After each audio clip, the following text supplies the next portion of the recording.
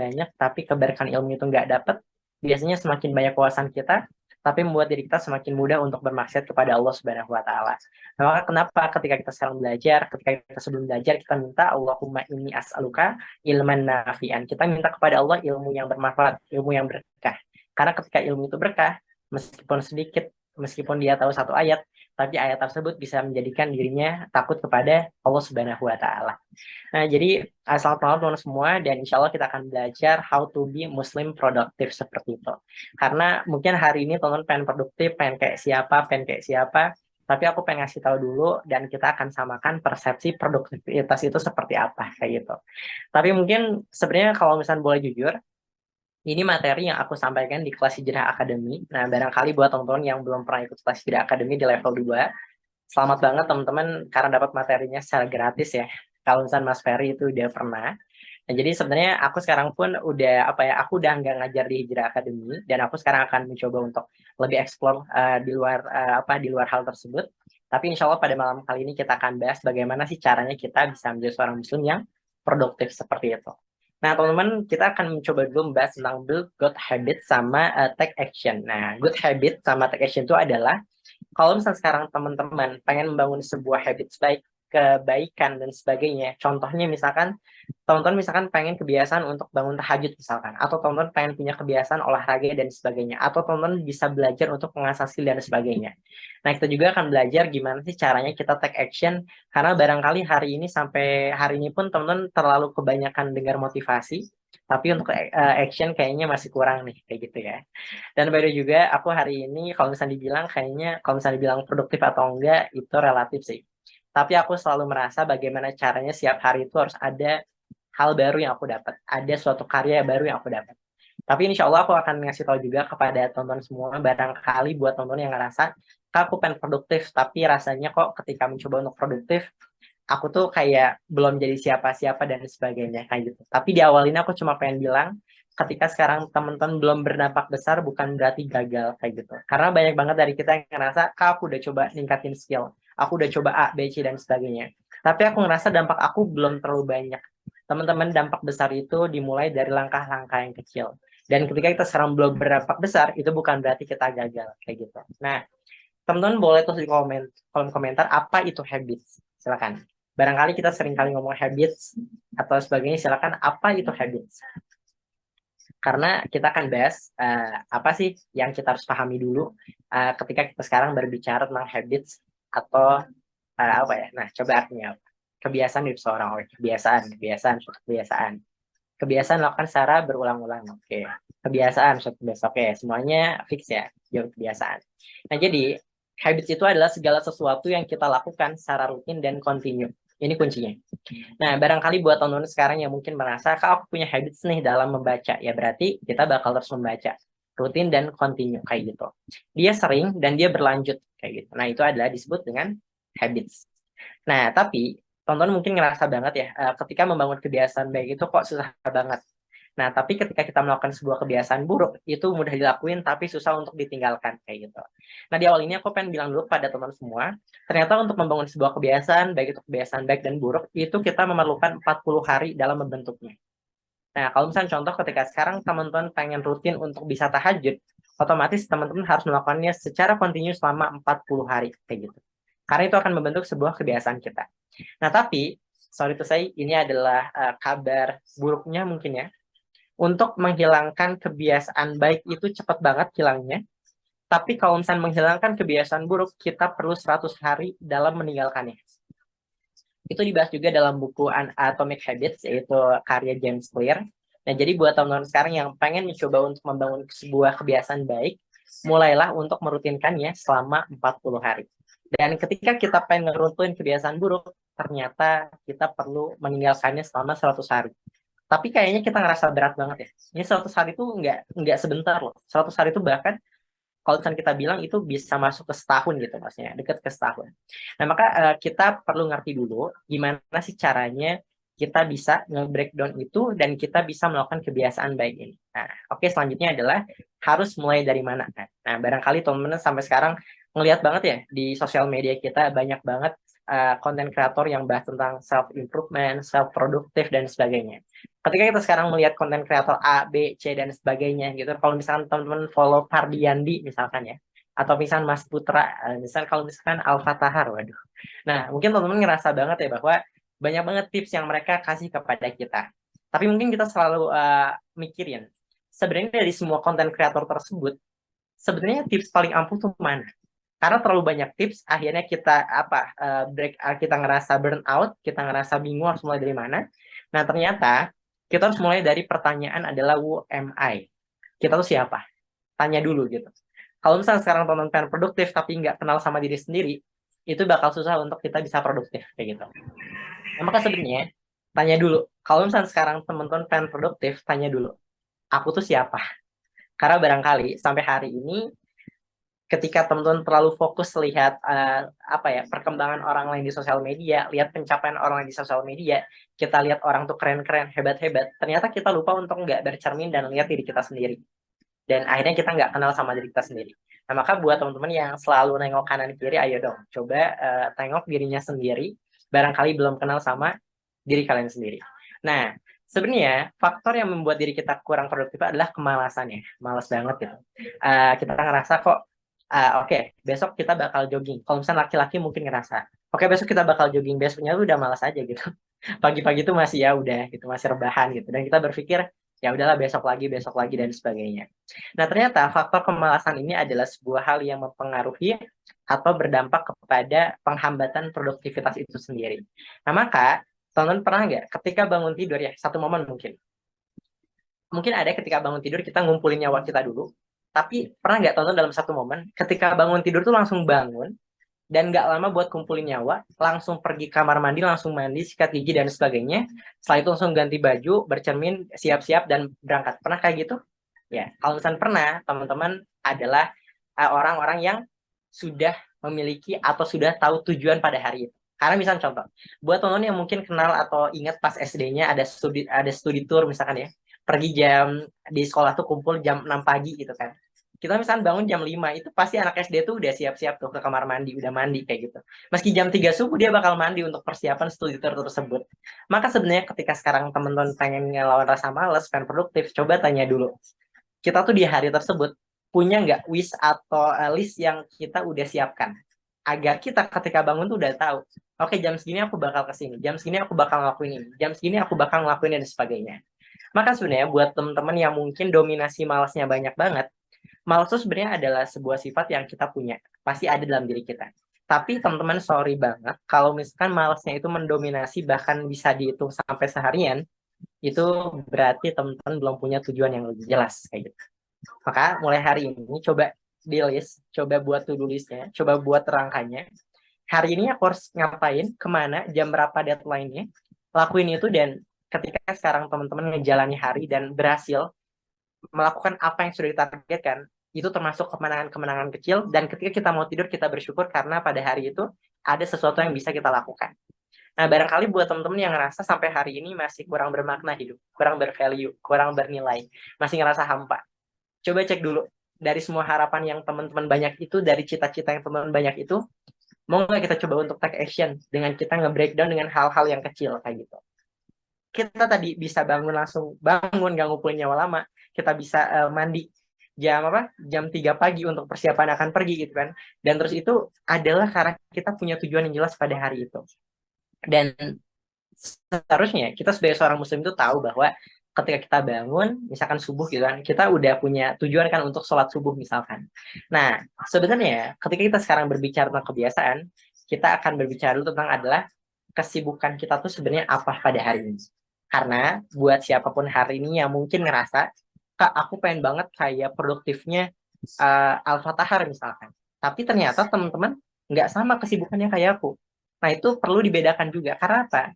Karena nggak semua orang bisa disamakan dalam satu hal. Maksudnya gimana? Gini, barangkali buat temen yang ngerasa, Kak, aku tuh kok nggak sehebat orang-orang yang skillnya.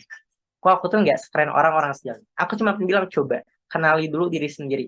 Kenali dulu potensi dan bakatnya. Karena bisa jadi perbandingan kita itu terjadi karena kita membandingkan sesuatu yang memang sudah beda. Maksudnya gimana gini? Contoh, ada orang yang sekarang jagonya di bidang media. dia jago editing, dia jago di balik layar. Terus dia berpikir, kalau misalnya aku kelamaan di balik layar, kalau misalnya kelamaan aku jadi editor, aku nggak akan bisa untuk lebih bertumbuh lagi. Aku pengennya public speaking misalkan. Ya itu bisa aja. Tapi itu hambatannya banyak atau lama untuk berproses ke sana. Maka mulai hari ini, coba dulu sebutkan kesibukan teman-teman pada saat ini. Silakan boleh tulis di kolom chat kesibukannya apa prioritasnya sekarang lagi apa, apakah misalkan lagi kak, lagi persiapan nikah, gitu misalnya lagi kuliah ya, atau misalnya teman-teman lagi apa, silakan. Bisa tulis di kolom chat kesibukan teman-teman sekarang tuh apa sih?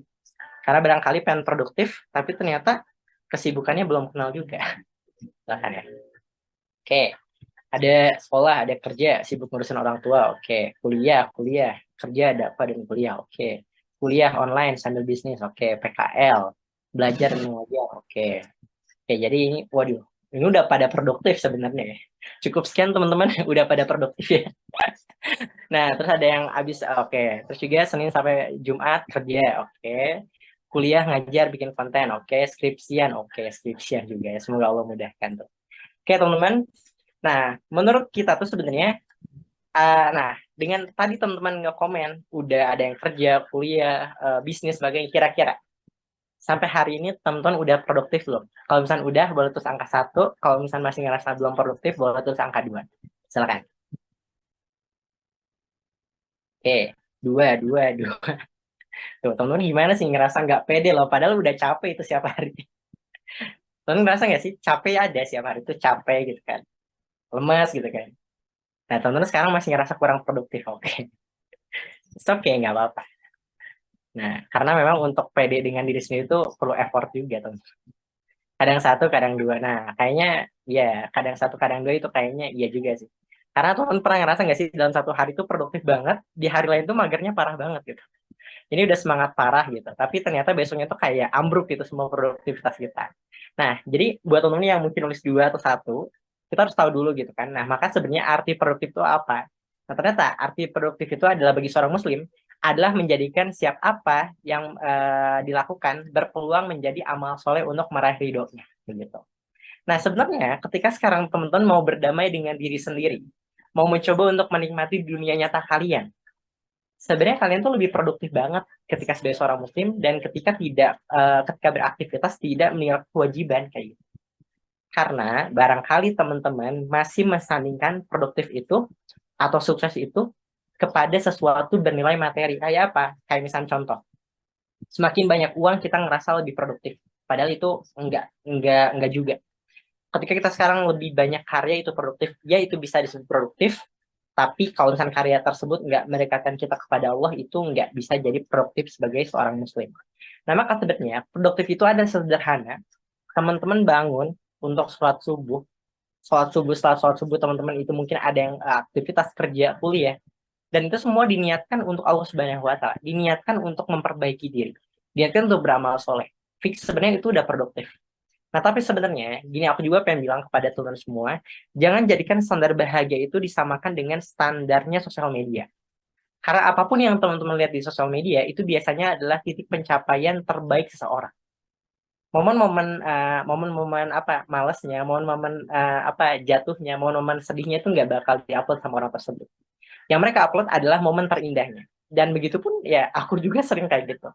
Nah, maka sebenarnya ketika sekarang teman-teman ngerasa hidupnya kurang indah, nggak seindah instastory orang lain, it's okay, teman juga indah kok. Hanya saja memang mungkin kita nggak apa ya, mungkin kita nggak expose hal tersebut di Instagram kita mungkin nggak pakai kamera iPhone misalkan ya, mungkin kita ngerasa nggak estetik. Padahal teman-teman, kalau misalnya kita mau coba lebih ngerti dan lebih berdamai dengan diri sendiri, sebenarnya semuanya tuh baik-baik aja ketika kita mau lebih menikmati dunia nyata kita. Hal yang dibutuhkan sama orang sekarang itu adalah apa namanya? Ini slow living. Slow living itu adalah menikmati dunia nyata dia. Karena aku beberapa kali aku pengen bilang juga kepada teman semua, sebagai aku itu ada capeknya juga gitu, capek ketika apa pergi ke sana sini atau aku nyampein kayak ini tuh ada capeknya juga. Nah, salah satu untuk aku recharge energi aku tuh adalah melakukan slow living tadi. Kayak misalnya pergi keluar rumah, ada misalkan tukang batagor ya beli batagor, makan di situ, ngobrol sama emaknya batagor gitu. Nah, terus juga kalau misalkan ketemu sama teman ngobrol dulu sebentar gitu. Ketika lewat misalnya ada anak-anak lagi main bola, ikutan dulu aja kayak gitu. Karena barangkali teman sekarang itu emang fokusnya tuh nunduk di depan layar dan dunia nyata kita jalan gitu aja dan kita tertinggal dari dunia nyata kita kayak gitu. Maka mulai hari ini teman, ayo coba lebih disentuh lagi titik sadarnya. Karena barangkali diri kita terlalu fokus untuk melihat sesuatu yang ada pada dunia maya kita, dan pada akhirnya kita lalai dalam dunia nyata kita. Kayak gitu. Nah, gimana sih caranya kita bisa untuk produktif? Nah, ada pertanyaan dulu, mengapa kita seringkali merasa hidup kita biasa aja? Pernah ngerasa gitu atau lagi ngerasain? Nah, karena barangkali sampai hari ini kan mungkin udah banyak banget ya yang dilakuin. Tapi ngerasa kok aku tuh hidupnya masih gini-gini aja gitu. Merasa hidup aku tuh biasa-biasa aja.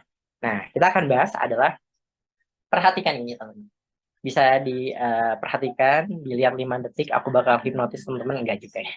Nah, perhatikan titik merah ini bendera Jepang ya teman-teman.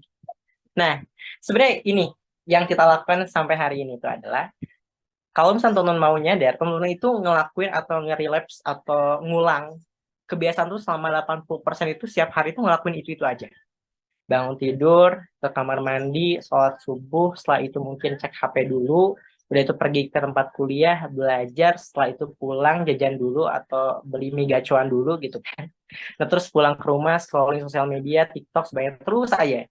Nah, sebenarnya kita tuh muter di 80% kebiasaan, setiap hari tuh gitu-gitu aja. Nah, ternyata guru aku bilang, kalau misalnya kita sekarang pengen mendapati hari kita memiliki nilai atau biar bervalue adalah tambah atau serius atau asah skill kita di 20%.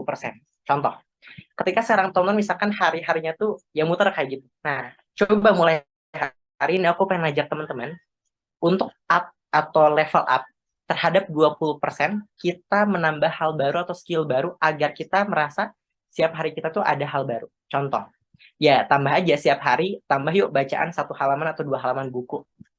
Kalau misalnya teman-teman misalkan jago di bidang apa, yuk tambah dulu skillnya biar kita bisa next level lagi kayak gitu.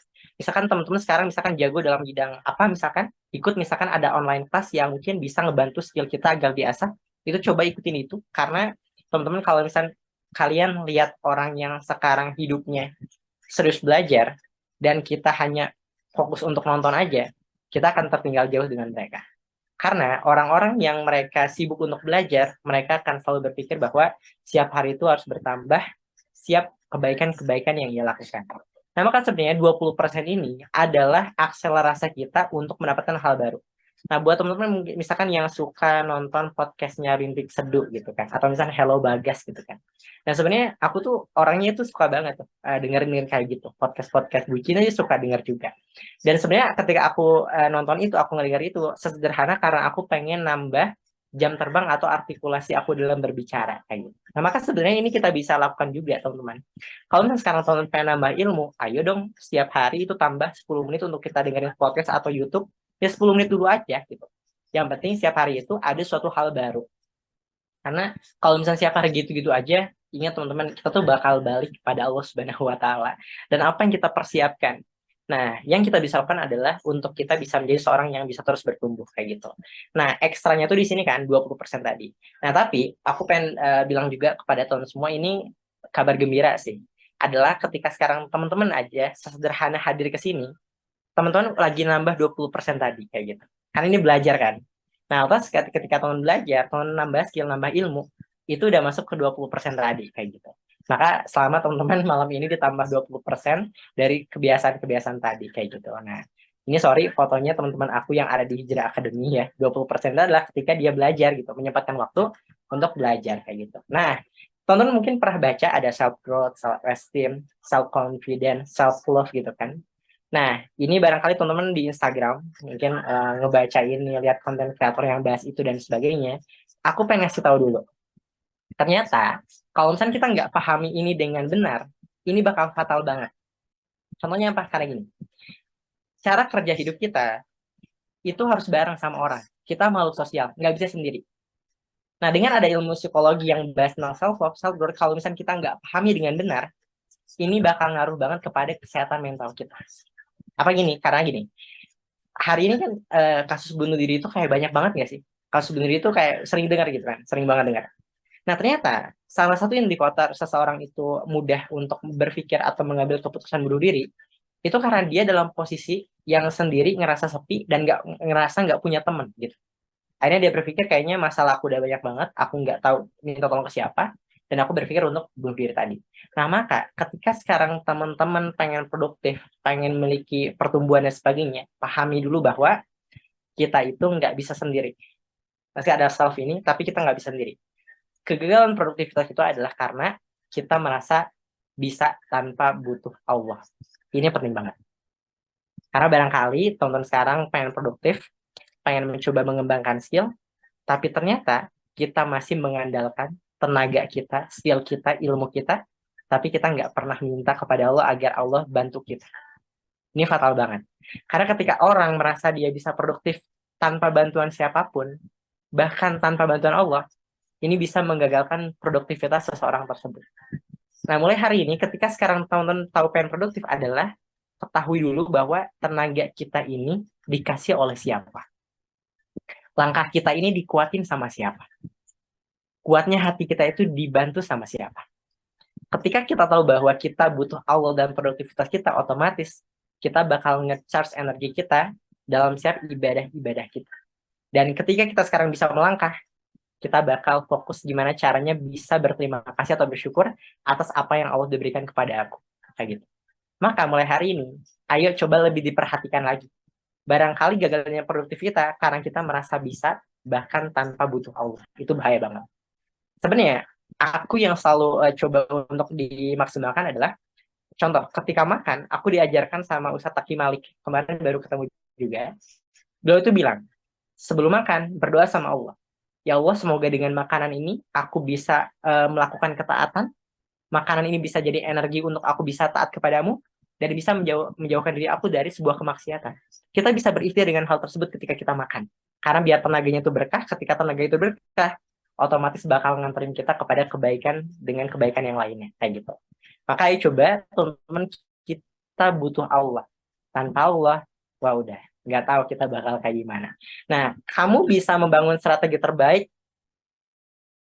Nah, jadi gini, teman sekarang boleh banget buat buat apa ya, buat skill atau buat rencana, buat rancangan untuk bisa produktif, membuat rencana atau apapun itu, tapi jangan pernah merasa itu yang terbaik. Maksudnya gimana gini? Seapapun strateginya bagus, seapapun itu, sekeren apapun teorinya dan sebagainya, sekeren apapun ilmunya, tapi kalau misalnya Allah nggak ngizinin kita, Allah nggak bantu kita, itu nggak bisa apa-apa sama sekali. Maka sebenarnya dalam ilmu produktivitas itu yang paling penting adalah antara hubungan kita sama Allah itu baik. Karena kalau misalnya hubungan kita sama Allah baik, Allah bakal bantu langkah-langkah kita. Allah bakal bantu apa yang kita impikan. Allah bakal bantu apa yang kita pintakan. Kayak gitu. Karena kalau misalnya sekarang teman-teman nanya ke aku, Kak, apa tips paling ampuh untuk produktif? Jawabannya adalah, pertama dari kita yang berusaha taat sama Allah dengan sepenuhnya, kedua adalah dari niat kita yang ikhlas karena Allah dan melakukan, dan ketiga adalah dari kita yang merasa bahwa kita selalu butuh Allah. Otomatis dia nggak bakal ninggalin ibadah. Maka mulai hari ini buat siapapun itu, sebagai seorang muslim, sebenarnya ketika kita sekarang melakukan apa yang Allah mau, sebenarnya itu sudah lebih dari kata produktif itu sendiri. Nah, selanjutnya adalah, nah, we need Allah. Jadi ini poin kesimpulan dulu untuk mindsetan dulu. Jadi teman-teman jangan pernah ngerasa bahwa aku bisa sendiri, padahal kita butuh Allah. Dan ketika sekarang teman-teman produktif adalah teman-teman jangan merasa teman-teman sendiri. Kalian harus dibantuin sama teman-teman kalian. Karena cara kerja manusia itu butuh sama yang lain, itu makhluk sosial. Nah, tapi semakin ke sini orang-orang tuh semakin mengurung, bahkan ya nyamannya di kamar. Sampai di Jepang itu ada apa ya nama teorinya itu. Pokoknya orang tuh nyamannya di kamar aja gitu kan. Keluar kamar tuh ya untuk mandi kali ya dan sebagainya. Nah, kita bakal bahas gimana sih cara kita bisa produktif. Pertama, ternyata taubat dan istighfar itu adalah yang pertama. Karena ternyata bisa jadi kebaikan yang apa ya, yang kita lakukan itu terhambat, sulit gitu kan, karena ada dosa yang menghalanginya kayak gitu. Makanya coba teman-teman kita tobat dulu, kita istighfar sama Allah agar Allah bisa mengampuni dosa kita, Allah membersihkan hati kita. Dan ketika dosa-dosa itu sudah terhapus, insya Allah untuk kita melangkah kebaikan itu jadi mudah banget kayak gitu. Karena banyak banget loh jiwa ya, jiwa yang baik, raga yang sehat, tapi karena banyak maksiat itu menghambat seseorang itu untuk melakukan kebaikan. Maka pertama itu ternyata dari semua tips produktif yang diajarin sama guru aku juga adalah tobat sama istighfar itu di awal kayak gitu. Karena bisa jadi kebaikan yang kita lakukan itu terhambat karena ada dosa yang menghalanginya. Kedua, tujuannya harus spesifik teman-teman. Hari ini mau melakukan apa aja, mau jam berapa dikerjain, mau berapa menit buat fokus, hal baru apa yang ingin diraih. Spesifik dulu. Karena barangkali teman-teman masih ngerasa ya udahlah besok mah ya udahlah besok aja gitu. Ngalir aja gitu, hidup tuh kayak air. Nah, enggak, teman-teman harus spesifik dulu. Karena orang-orang yang serius dalam hidup adalah mereka yang serius dalam merancang kehidupan itu sendiri gitu. Bahkan orang-orang yang serius dalam hidup adalah ketika mereka fokus untuk dapat ridho Allah, bahkan mereka mempersiapkan aku tuh pengen matinya kayak apa dan sedang ngapain. Spesifik itu kayak gitu.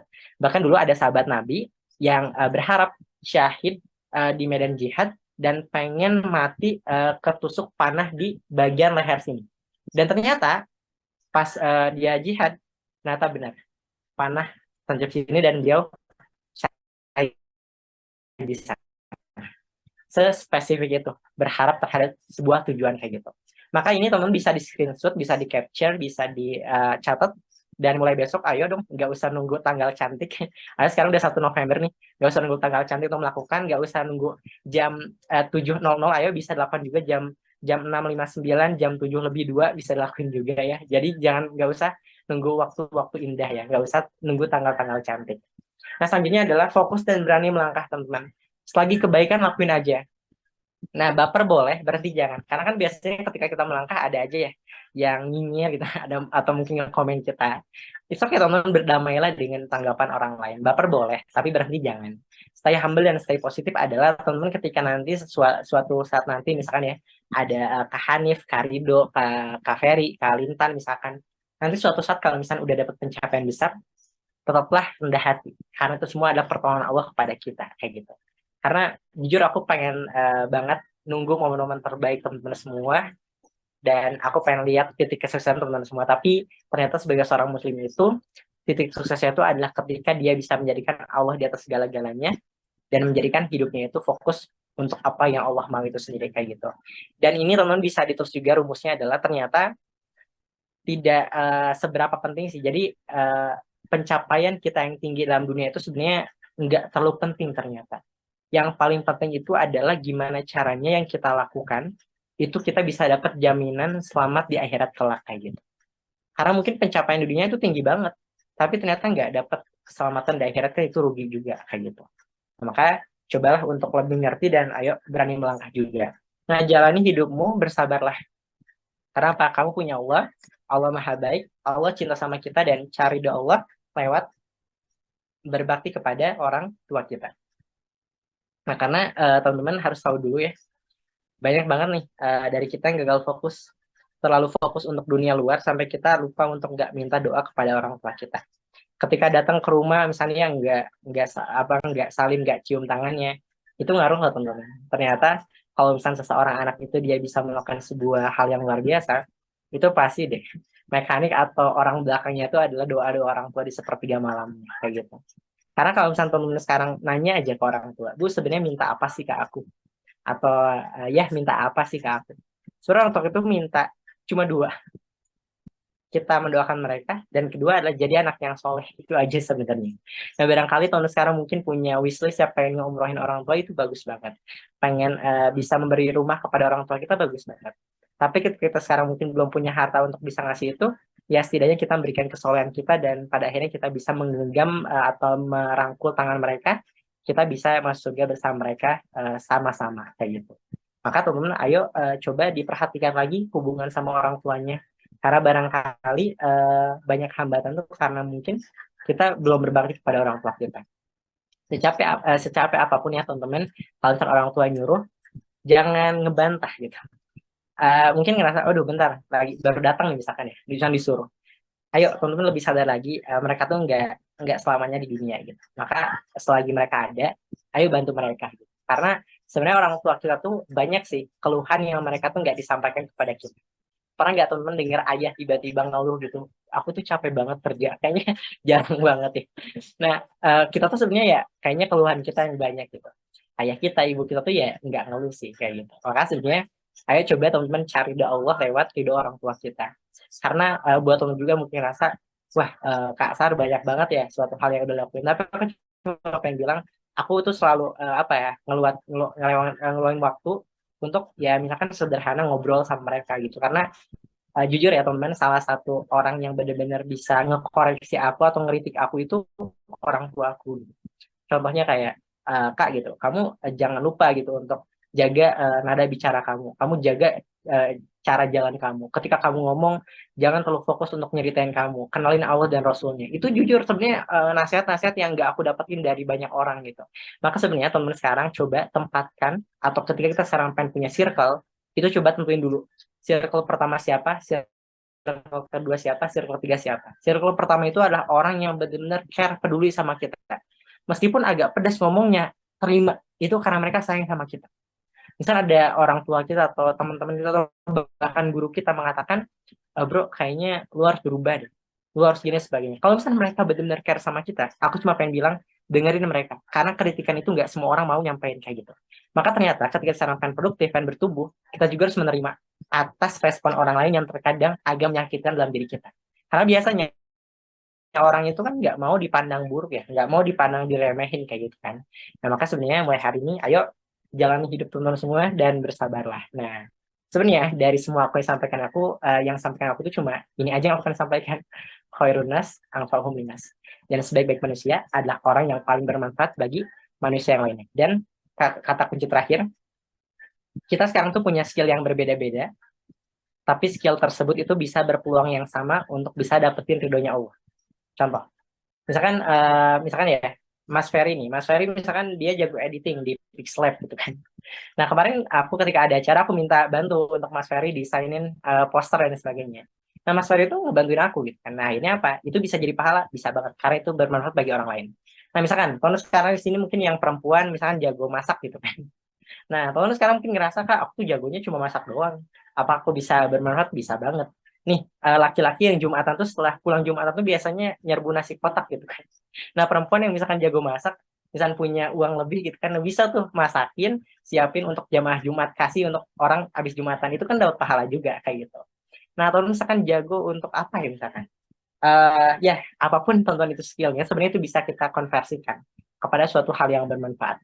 Sederhana misalnya ada tukang bengkel gitu, tukang bengkel dia bisa masuk surga nggak lewat bengkelnya, bisa banget misalnya siap Jumat bengkel gratis gitu, atau kan teman nanti ada yang jadi dokter gitu kan, siap Jumat semua pasien yang periksa ke sini gratis gitu kan, itu bisa jadi manfaat, bisa banget. Nah maka sebenarnya mulai hari ini kenali potensi teman-teman, maksimalkan, dan gimana caranya itu bisa jadi manfaat bagi orang lain. Dan teman-teman apa juga pengen ngasih tahu, dalam dakwah itu kita saling melengkapi loh. Mungkin aku bisa dalam ngomong, tapi mungkin aku nggak punya misal alat kamera, mungkin belum punya dan sebagainya. Sebenarnya kita bisa saling bantu kayak gitu. Nah maka mulai hari ini setelah kita bahas ini sebenarnya aku cuma pengen bilang, fokus jadi orang yang bermanfaat dengan skill apa yang kita miliki. Dan ketika sekarang teman-teman belum berdampak besar, tapi teman udah ngelangkah dengan sedikit, itu bukan berarti gagal juga. Mungkin itu yang bisa aku sampaikan. Terima kasih banyak teman semua. Sorry kalau misalnya terlalu panjang dan terlalu lama. Dan aku berharap dan berdoa semoga teman-teman Allah mudahkan dan bantu juga dalam produktivitasnya. Mungkin nanti ada sesi tanya jawab dulu mungkin untuk 2 pertanyaan. Mungkin aku kembalikan kepada Kak Osnya. Terima kasih kepada Kak Fafa. Silakan. Assalamualaikum warahmatullahi wabarakatuh. Waalaikumsalam warahmatullahi wabarakatuh. Masya Allah, Masya Allah, tabarakallah. Ilmu pada malam hari ini dibilang singkat tapi enggak juga gitu ya. Tapi ini yang emang kita suka bingung gitu, kok kita ini ngerasa padahal udah kerja seharian gitu, tapi kok masih ngerasa kurang produktif gitu kan. Ya. Jadi ya itulah tadi ada beberapa kan kita tuh harus mulai dari mana sih kalau mau produktif itu gitu. Terus kita harus tahu dulu nih kita ini siapa gitu. Jadi kita harus cari tahu dulu diri kita sendiri gitu. Terus dan ada beberapa tadi juga seperti kita boleh coba kita bisa mulai dari taubat dan istighfar. Kita bisa mulai dari tujuan yang harus spesifik, kita harus fokus dan berani langkah, dan kita juga harus berjalani hidup yang bersabar gitu. Nah, baik. Mungkin tanpa lama-lama lagi ya, untuk pada malam hari ini, untuk pertanyaan itu kan tadi Kak Sahar bilang hanya 2 pertanyaannya, Ya. mungkin satu dari kolom chat dan satu dari yang mau on mic. Kak Fadil, mungkin dari yang on mic dulu boleh. Yang mau on mic bisa say hand terlebih dahulu. Ada yang mau on mic untuk bertanya atau kita lanjut di kolom chat dulu? Kolom chat. Ini dibilang pertanyaan tapi seperti bukan ya. Atau nggak apa-apa nih kita baca aja. Dari Kak Alia. Assalamualaikum. Gimana kalau orang tua yang mau dimengerti terus tapi nggak ngerti sama kita gitu, nggak mau ngerti ke kitanya. Oke. Oke, baik ya. Bismillah, aku izin untuk jawab ya. Nah, sebenarnya teman-teman kalau Mungkin misalnya ini boleh tuh sangat gimana nih kan kalau misalnya kita sekarang orang tuanya pengen di ngertiin terus, tapi kok mereka nggak ngertiin kita. Nah, sebenarnya aku pengen bilang dulu pertama gitu kan. Sebenarnya ada kan namanya tuh sekarang tuh istilah ada strict parents gitu kan. Nah, orang tua itu kenapa ya ngerasa kok kayak digini nggak boleh gitu kan. Digini gitu kok nentang gitu. Digini gitu kita banyak batasan dan sebagainya kayak gitu. Nah, maka sebenarnya aku cuma pengen bilang dulu pertama, selagi orang tua kita tidak mengajak kita kepada sebuah kemaksiatan, taatilah mereka kayak gitu. Meskipun tadi kita ngerasa kok kenapa ya orang tua kita tuh sulit untuk apa ya mengerti keadaan kita gitu. Nah, tapi teman harus tahu dulu, barangkali itu terjadi karena kita belum bisa meyakinkan mereka. Itu bisa jadi. Karena kita kalau misalnya dibilang belum bisa dapat kepercayaan dari mereka. Itu bisa jadi juga. Nah, maka sebenarnya ini PR sih, PR banget bagi aku bahkan teman-teman. Ternyata dalam apa ya? Jadi aku suka ngobrol juga sih sama bapak-bapak ya. Nah, bapak-bapak tuh sering bilang, ini Kang katanya kalau misalnya semakin dewasa itu harus berani untuk komunikasi. Kalau misalnya ada sesuatu, berani aja sampaikan kayak gitu. Karena semakin dewasa itu komunikasi itu penting banget. Karena bahkan sampai pernikahan lagi ya. Itu emang 80% itu adalah komunikasi itu sendiri kayak gitu. Nah, maka ketika sekarang mungkin kita ngerasa kok orang tua itu sulit untuk ngertiin kita dan sebagainya. Nah, maka sebenarnya teman-teman bisa banget ya untuk belajar untuk membangun komunikasi tersebut. Untuk setidaknya berani menyampaikan apa yang teman-teman pengen sampaikan. Eh, Terutama ketika menyampaikannya pun, gini contohnya, misalkan Bu, Ayah gitu, aku ke depannya tuh ada rencana gini, aku ke depannya tuh pengen ngelakuin ini, dan pertimbangannya apa dan sebagainya, ayo cobalah berani untuk komunikasi seperti itu. Karena kalau misalkan teman sekarang nggak ke orang tua, kayaknya nggak ada deh yang lebih care banget, kecuali orang tua kita sendiri, yang bener-benernya kayak gitu. Maka ketika hal ini aku cuma pengen bilang, semakin dewasa, ayo coba ditingkatkan skill komunikasinya, maksudnya untuk kita bisa nyampein kepada orang tua kita, dan tidak hanya itu, dalam dunia pekerjaan dan sebagainya itu perlu juga skill komunikasi. Ketika memang teman-teman misalkan ada sesuatu hal yang nggak bisa dilakukan, misalkan karena dan sebagainya, itu teman bisa melakukan penolakan dan sebagainya. Tapi dengan pertimbangan A, B, C, dan sebagainya. Maka aku cuma pengen bilang aja dalam momen ini, aku cuma pengen bilang pertama, buat diri kita tuh dipercaya oleh mereka. Karena misalnya contoh ketika kita keluar rumah ya untuk belajar gitu kan, kita pun menambah skill kita semakin solid dan solihah, itu menambah interest atau menambah kepercayaan mereka kepada kita kayak gitu. Selanjutnya adalah kalau misalnya ada sesuatu, sampaikan aja. Sampaikan bahwa Bu, aku kedepannya bakal gini nih, pengen ini dan sebagainya. Nah, selagi itu kebaikan, sampaikan aja kayak gitu. Karena sebenarnya sampai hari ini pun yang tadi bertanya bisa masuk ke room ini, masih ada kuota, masih ada handphone, masih ada ruang untuk bisa duduk. Sebenarnya kan itu ada sebuah tanda cinta dan sayang dari orang tua kita kayak gitu. Maka dalam keadaan apapun biasanya mungkin kita referensinya nih, barangkali kita terlalu banyak referensi untuk orang tua itu membebaskan kita. Ayo coba untuk lebih ngerti lagi kita sebagai seorang anak, dan ketika mereka memang masih mengajak kita kepada ketaatan, ya udah lakuin aja apa yang mereka pertimbangkan, karena mereka lebih berpengalaman. Dan ketika pun orang tua kita ngerasa kayak kenapa sih orang tua aku tuh beda banget sama yang lain kok dan sebagainya, ingat teman-teman, orang tua kita juga manusia, mereka baru belajar juga untuk menjadi orang tua baru sekali, dan kita juga seharusnya nggak tahu bahwa kita dengan mereka sama-sama manusia kayak gitu. Kak, semakin dewasa aku cuma pengen nih ke teman-teman, ayo coba ditingkatkan lagi skill komunikasinya, mau menyampaikan kepada teman, kepada orang tua, kepada rekan kerja. Karena kalau misalnya komunikasi terjalin dengan lancar, insya Allah enggak banyak masalah dalam hidup kita. Mungkin itu jawabannya. Barakallah. Masya Allah. Jadi kita tuh intinya harus ngobrol sama orang tua, sering-sering ngobrol sama orang tua gitu kan. Jadi biar orang tua juga tahu kita ini kenapa. Baik. Tapi biasanya kan Kita, terkadang ada ini ya, ada rasa ini apa, segan, malu gitu kan. nah, Itu iya itu gimana tuh Kak? nah sebenarnya ketika ada rasa malu, segan, kayak misalkan contoh ya, misalkan kan contoh misalnya gini, ada anaknya yang dia udah punya perasaan ke seseorang misalkan, kan pengen ya nyampein ke orang tua gitu, karena ketika curhat ke teman malah takutnya gimana dan sebagainya.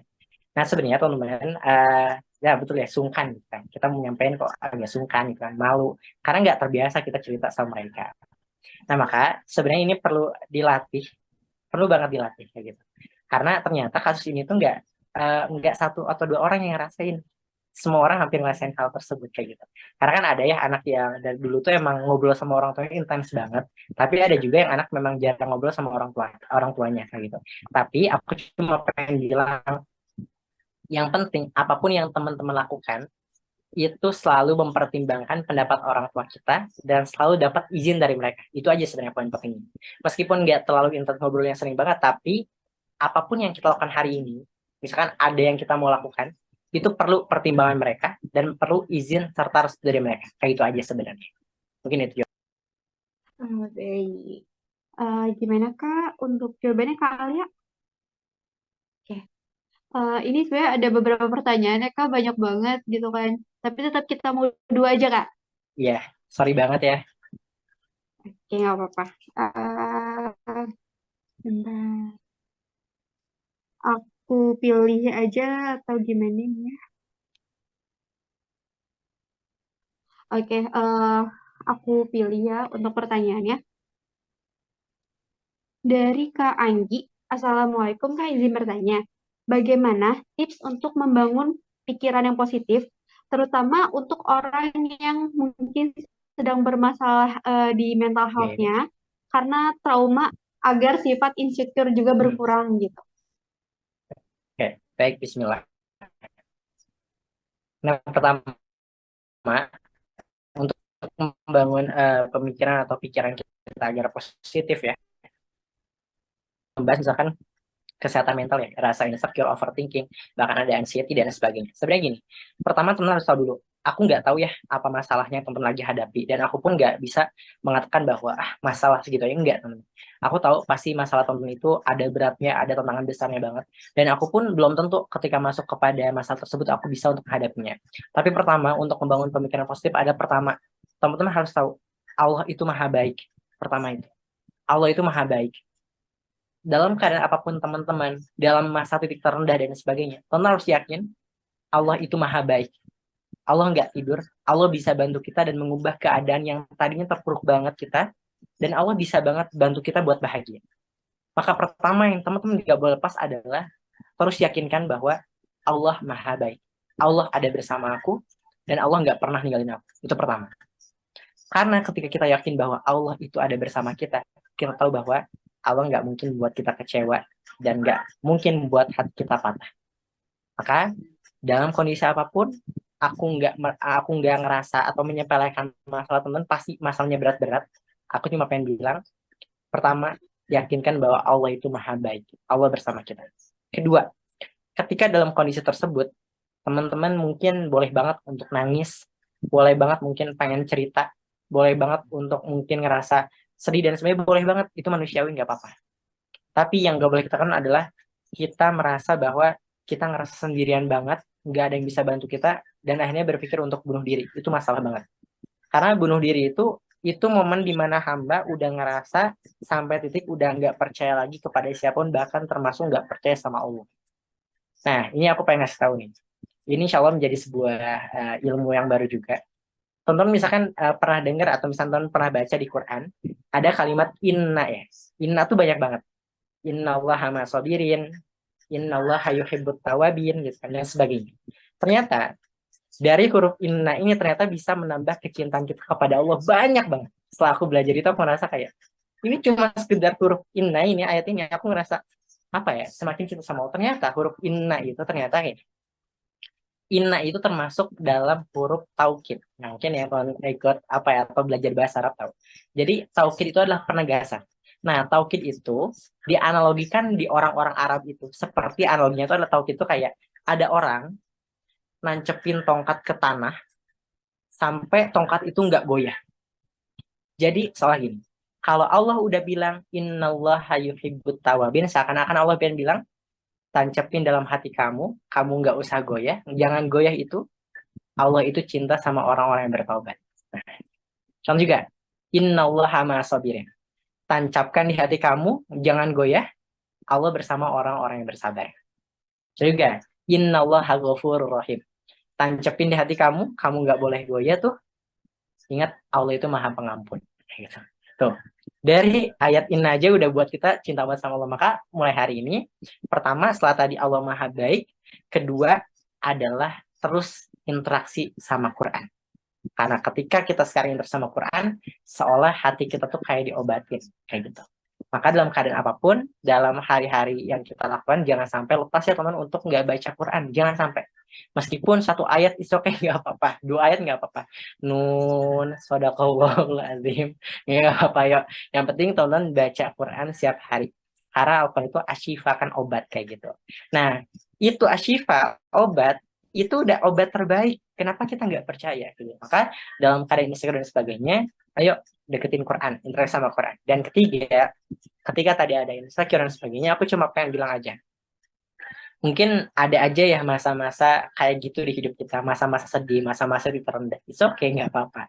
Karena terkadang hal-hal yang membuat kita luka itu menjadi, hati kita menjadi besar dan kita lebih siap untuk menerima luka yang lain. Dan luka yang tadi itu sembuh dan sebagainya. Maka ketika sekarang pun dalam kondisi tersebut, aku cuma pengen bilang bahwa dalam kalimat la yukallifullahu nafsan, nah kita belajar bahasa Arab lagi ya. Nah, ada nafsan itu, la yukallifullahu nafsan. Nafsan itu kayak Allah bilang one and only, cuma kamu doang gitu. Nah, kan ketika lagi ada masalah, kan harus tahu Allah udah bilang nafsan. Bro gitu, kayak itu cuma kamu doang yang bisa gitu. Kayak hambaku one and only, cuma kamu doang. Antara aku sama kamu. Kamu bisa hadapin itu. Nah, maka semoga ya yang bertanya tadi, semoga Allah mudahkan masalahnya dan semoga semuanya Allah ringankan juga. Dan aku berdoa aja, dan sorry kalau misalnya solusinya bukan solusi terbaik, tapi aku yakin solusi terbaik adalah Qurannya Allah Subhanahu wa taala. Mungkin jawabannya. Terima kasih. Baik, gimana Kang Gi untuk jawabannya?